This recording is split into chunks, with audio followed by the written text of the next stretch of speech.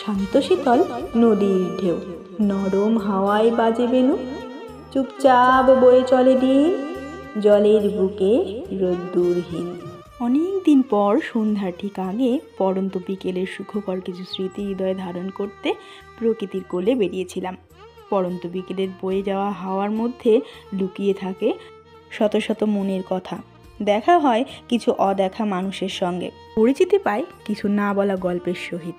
আমাদের চলার পথে নীল আকাশের নিচে দেখা মিলেছিল এই শান্ত ঝিলের, যেটি ছিল নির্মল জলে পরিপূর্ণ, আর তার মাঝে মৎস্যের ভিড়ে পানকৌড়িরা আর শাপলার পাতা পুরো জলরাশিকে দখল করে রেখেছে। এই রকম নিদারুণ দৃশ্য দেখে আমার মন উদ্বেলিত হয়ে উঠেছে। তাই তো শান্ত জলের স্পর্শ নিতে খুঁজে খুঁজে পুরনো বাঁধানো এক পাড় বেয়ে নিচে নেমে পড়লাম।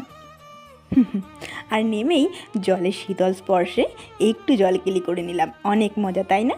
ঠিক যেন কবিতার মতো। শান্ত শীতল নদীর ঢেউ, নরম হাওয়ায় বাজে বেনু, চুপচাপ বয়ে চলে দিন, জলের বুকে রোদ্দুরহীন।